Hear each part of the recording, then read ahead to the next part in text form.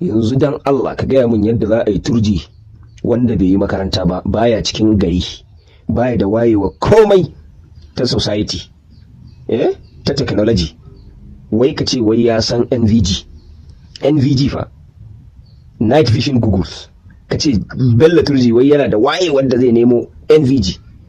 Shi yaushe ma ya san akwai NVG, bale ya tunanin nemo ta, bale ya san amfanin ta gare shi, in ba training din mutanen nan ake yi ba. Dan Allah za yi Turji ya san NVG. Mutanen da ke da anti-aircraft, waye zai kai musu anti-aircraft? Ta ina za a shiga da ita? Dan girman Allah. Wallahi kaga waɗannan sojojin da kake gani, waɗanda suna nan a gindin 'yan siyasa suna lasan munta su, suna bauta ma 'yan siyasa, sun bari 'yan siyasa sun lalata ƙasa kuma sun kasa yin komi.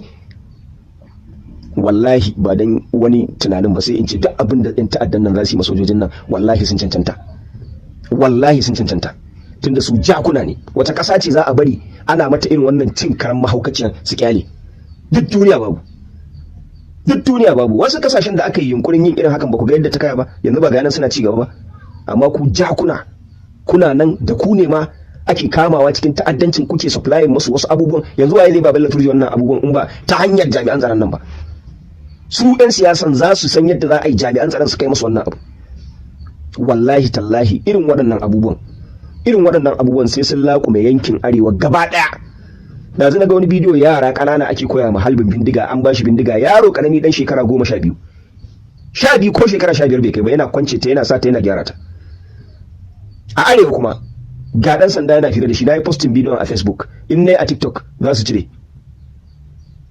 Wannan ƙasar bom ɗin da ke karkashi zai fashe in ba mu tashi da alkunuti. Yanzu wani jahilin sai zai ce maka alkunuti bai yi. Farkon musiba in ta same ka, koma kake ga Allah, kai ta gaya mashi, sai ya haska maka mafita ba tare da ka sani ba. Ko da za ka yi aiki sai ka yi addu'a a matsayinka na musulmi mai imani, wanda ya imani da akwai Allah. Amma wasu 'yan iska wanda suka yi ridda su zo suna gaya maka addu'a ba ta aiki. Addu'a da aiki aka ce, kuma addu'a za ka fara yi don Allah ya haska maka, ya riko da hannunka a aikin da za ka ɗauka ka yi a matsayin mafita.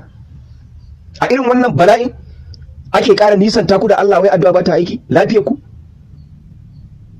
a lokacin da 'yan siyasa ke cewa za su saya ma 'yan ta'adda gida a cikin gari da kyakkyawar rayuwa, a lokacin da wannan abubuwan da suke yi ma 'yan ta'addan na gata yasa matasa daga cikin gari suke recruiting kansu, suna zuwa suna neman 'yan ta'addan a dauke su ma aiki, saboda sun gaji da zama ba aiki, suke shiga daji suke neman a dauke su aiki.